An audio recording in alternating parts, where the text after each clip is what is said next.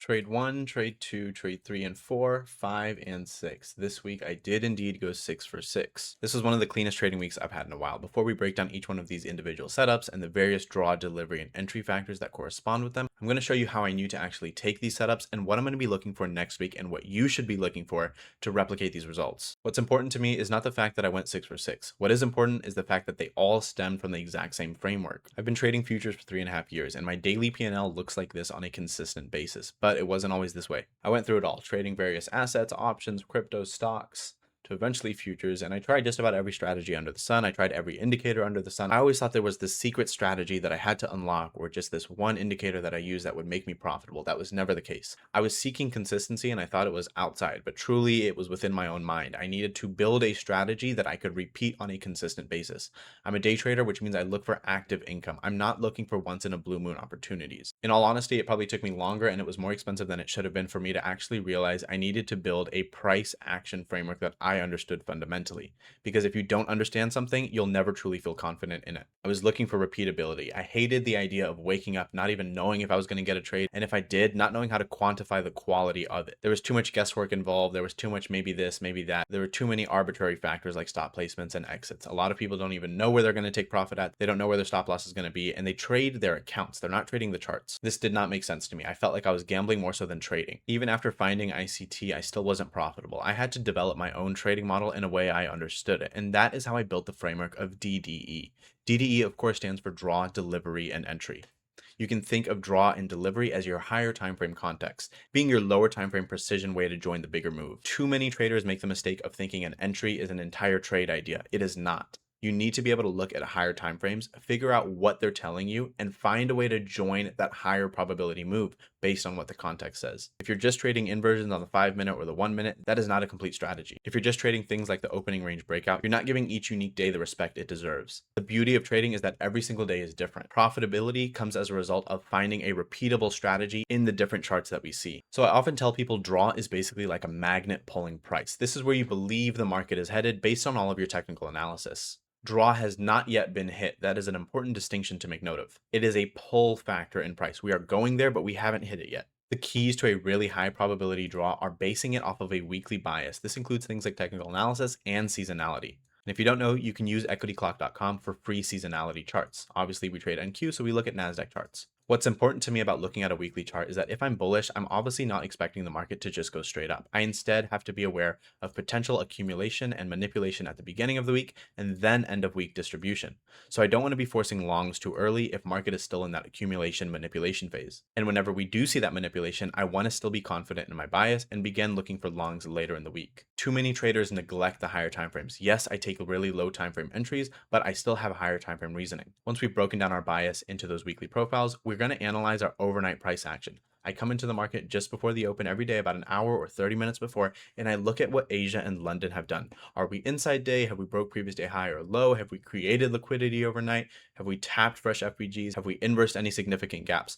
All of that tells me what has already happened. I like to think of a day's price action as a train. I want to see where it's already stopped at, being Asia and London, to understand where New York might be headed. And then I want to figure out where I want to get on that train, otherwise my entry. But before we get to the entry, we have to understand delivery. Delivery, unlike draw, which is a pull factor that hasn't been hit, is our push factor. So delivery pushes price, it causes a reaction. You can think of delivery as the market going down to bounce on a trampoline before shooting back up. It first has to go down before going up, or vice versa. It first must go up before it comes down if we're bearish. This can be things like manipulation, FVG reactions, or liquidity sweeps. I particularly like opening manipulation that aligns with a fresh FVG in a discount or premium. So all I mean by that is if I have a bearish bias, let's say we have previous day low back here and we have low of day here, relative equal lows created above previous day low. I want to see the market manipulate at the 9:30 open. If we say that red line is the open, I want to see price drive up into a premium above 50%, reject a fresh FVG, particularly on the 15-minute, and get a reaction from that.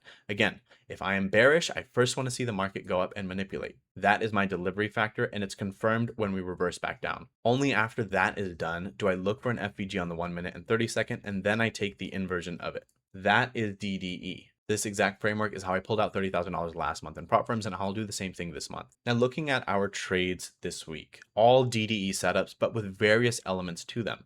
So starting with Monday, what was our draw here? Well, we had a bullish trend. We had lower highs left below New York high. Okay, what was our delivery? We retraced into a range discount. So from this low to this low specifically because it is the low that formed before price broke out and made a new high of day, to our New York high, we retraced below 50%. We got a reaction. We had a 5-minute FVG. We had a few bullish 1-minute FVGs holding.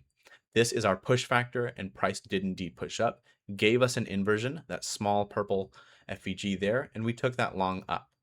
Something you really need to understand is that my draw is not always my TP. My draw is where I believe the market is being pulled toward, but it is usually not where I'm taking profit at. I built my system around the philosophy of consistency. So my trades are on average about 1.1 or 1.2 risk to reward, but I have a phenomenally high win rate that truly no other trader can match. This is a result of securing profit. So although my draw might have been New York high here, I got out at internal highs here because this is where the market may want to turn around. Because we're prop firm traders, I can't afford to be holding trades for 50, 100 points in profit and not locking it in. Because even if I take a break-even stop out, I lose a significant chunk of my drawdown. That is the problem with most traders, and it's something prop firms love about most traders. All too often they lose, and even when they win, they don't lock in profit and they end up losing drawdown, which makes the account harder to pass and harder to get payout on. The reason I have a phenomenally high win rate is because I'm locking in my profit at an area in which price may want to reverse at. So we have our draw, we have our delivery, we got my 1-minute inversion, I took profit at those internal highs. This netted me just shy of $6,000. I was only trading my Apex accounts this day.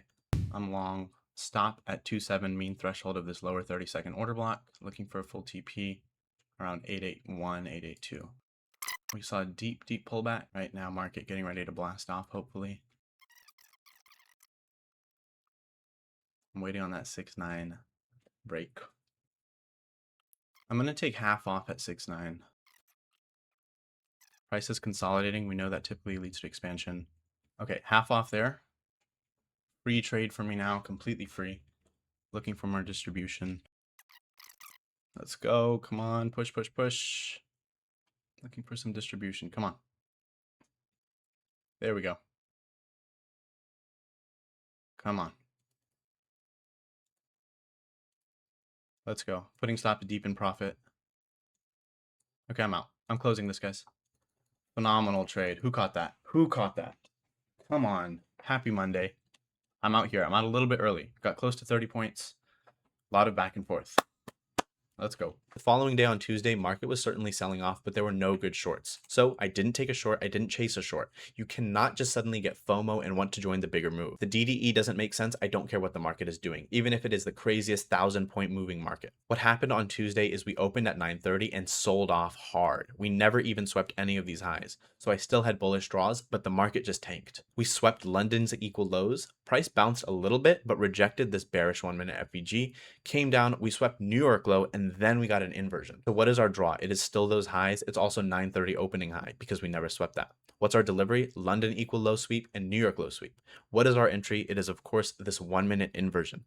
Not only did we inverse this gap, but we also closed above these two bearish candles, which, if you're familiar with ICT, could turn into an order block because we displaced above them. In this instance here, I was looking for price to get up into this fresh 1-minute gap. It didn't, so I trailed my stop in profit. And on the 32nd, this was a swing high, so I put my sell stop there, and I was stopped out in profit. Still more than 1-to-1 risk to reward and just over $5,000. Wednesday, we actually had two trades, and although the market immediately dumped, there was one distinction between Wednesday and Tuesday. If you notice on Tuesday, we did open and sell off, but we never swept these highs. On Wednesday, we opened, we swept high of day with this 1-minute wick here and then sold off. So there was some manipulation there. Therefore, I was able to trust this trend and actually look for shorts. And that was my first delivery factor. Now, we had CPI low, which is not available in this picture, but there was a CPI data low there, which is a phenomenally strong draw because those big impulse moves that come out at news often trap traders and their stop orders above and below. So we sold off, we created New York low here and then bounced. Keep in mind, we haven't swept data low yet. Price drove up into a premium of our New York range and rejected this 1-minute FVG. That's my delivery. We came down, we got our 1-minute inversion. That was my entry. My stop typically goes at displacement candle lows or highs, which was the case here. And I TP'd just before New York low here. Again, stacking those base hits. I want to make sure that when I'm right, I'm making money and I'm locking it in. The second trade on Wednesday came soon after. Market bounced up again. We never swept data low. We established a new range from this high here and New York low. We sold off. We created some 1-minute equal lows. So what are our draws in this case? Well, still CPI data low, New York low here, and now these 1-minute equal lows. We retraced, stopping out tight shorts and inducing people to go long. Then we got our 1-minute inversion to the downside. Again, stop at the displacement candle high, and I got out at my nearest objective, being these 1 minute lows. Another good day. Potentially setting up for another short setup to the downside. I'll take this on a retracement, guys. Okay, I'm short. So let's see. I have my stop at this displacement candle high. We have a fresh 1 hour below. Bearish 30 protecting price. You can TP or go break even at these internal lows.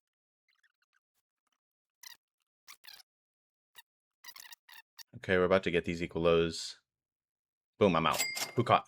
Coming to Thursday, very interesting day here because I didn't get a trade in the first hour, which is atypical. Market rallied. We swept a bunch of daily highs. We swept high of day here. At this point, I was looking for market to turn, but I don't want to be trying to force a reversal. Instead, I want to see the market creating bearish PD arrays and respecting them, and then disrespecting bullish PD arrays. That tells me the order flow has changed. And that's exactly what happened here. We broke this swing low. We initially bounced out of this bullish FVG a few times, but then we closed below it. That was after rejecting a fresh bearish 1 minute FVG. So I took this inversion with my draw being 2 fresh 15-minute gaps down below, my delivery being a high of day sweep, and this recent 1 minute FVG rejection, and my entry being this IFVG. I took it, I got stopped out within this fresh 1 minute FVG. Now, the reason my P&L here is a lot higher is because I had an 11-point stop. Market had really calmed down. ATR and volatility were lower, so I was able to risk more. So I was able to trade bigger size without increasing my percentage risk. And as you see, all of these trades are playing out in about a minute. This trade, that's a 1 minute candle to TP. This trade here, about 2 minutes to TP. This trade here, 2 minutes. This candle here, less than a minute. We were in on this candle after the inversion occurred. Price went straight up. And Monday, this one took a bit longer, but still a phenomenally quick and precise trade. Coming to Friday, beautiful, beautiful price action and probably my favorite trade of the week. What happened? This was our open. We sold off. We did not sweep high of day. So high of day is a valid draw and our 9:30 open is a valid draw. Anytime the 1 minute candle at the 9:30 open is not swept, that's a safe draw. We sold off and manipulated. What did I mark out? I marked out that fresh 15-minute FVG. If you remember at the start of the video, I said I love discounted or premium fresh 15-minute FVGs for reaction factors, otherwise known as delivery. That's exactly what this 171 level was down here. We tapped that and market precisely bounced right out of it. This bearish 1 minute gap was formed on the way down. We closed above that. I took that inversion. I personally was out at this internal FVG. That was my TP, but runners did indeed go all the way up to our draw. Okay, there we go. Just tap that. Lower fresh 15-minute. We do have a fresh bearish 1 minute gap, guys. Could give us something to work with here in a bit. 30-second looks like it's going to inverse, but we must wait on the 1 minute. Let's see, 1 minute's closing above. I'll give this a try here, guys. I'm gonna have my stop around 181 on this trade. Smaller ATR. I'm up about 10 points. If you want to de-risk at this swing high, feel free. All right, I'm out, guys. Who caught that? Beautiful. What would have kept me out of this trade is if we never had a good delivery factor. Let's say the market wasn't really reacting to FVGs, then I wouldn't have gotten my trade. Same thing on a setup like this. If we had already swept at a low, I wouldn't have taken this trade because my draw wasn't strong enough. And even on this trade on Monday, although we were high up, we did retrace, and that was my delivery factor. But if price never really retraced, and instead this inversion was given somewhere up here, I wouldn't have taken the trade. Draw and delivery must precede the entry. Context has to align. In trends, I want to be looking for a way to join the trend, but I want to make sure I'm not buying too high or selling too low because I might risk getting stopped out. In reversing and ranging markets, I want to make sure liquidity is being swept and we have an obvious opposing draw to target. I took all of these setups live on stream this week, and 100% win rate is not sustainable, but it is achievable. And there are times in which probabilities just align like that. This summer, earlier in June, I took 21 trades and all of them were winners. I was being very picky and I was sticking to great price action setups. However, I do take losses like this one a little over a week ago. I took a great short here. As you can see, we have our draw being all of these lows, we have our delivery being a New York high sweep, and we got our 1 minute inversion right there. Phenomenal trade, just happened to be on the losing side of probability. This was the last loss I took, and this was well over a week ago. It had phenomenally great RR, and it was something I was happy to get stopped out of. So no issues there at all. I don't hide my losses. When they come, I'm glad to take them because I understand they're needed in my probability set. Despite all of this, none of it matters if you do not know how to internalize it and apply it to your own psychology. I built the DDE model because my average trade time is really quick, about a minute and 21 seconds. It's repeatable, and I typically have a trade within the first hour of the day, and it is consistent. I'm not sitting in trades for 2 hours waiting to see if it plays out. I'm not showing up to the market not knowing if I'm going to get an A+ setup, and I'm not having to do much guesswork. This suits my psychology really well. The difference in a profitable and unprofitable trader who knows the DDE model is that the profitable trader knows how to execute it. You shouldn't be trying to just copy these setups. In our Discord, I live trade every single morning at the 9:30 a.m. EST open, and all of these setups were taken there live. And then ZK trades the afternoon session. So you're getting 2 opportunities to live trade with us and actually see which setups we like and which setups we don't like. Because at the end of the day, taking entries on the 1 minute and 30 second poses a big over trading risk if you do not have proper discipline. So not only do you get 2 daily live streams in our Discord, you get tons of classes, you get our overnight analysis, our pre-market outlooks, exclusive prop firm deals like free evals, private resources and tutorials and guides, and even weekend classes like we have one going on right now. Before you do anything else though, just join the free Discord. We have 3,000 traders, and if you decide that the DDE model is the strategy you've been looking for, you can sign up for a 7-day free trial and cancel it anytime. Once you learn the strategy, trade live with us, apply it, and be safe in the markets. I'll see you guys in the next video.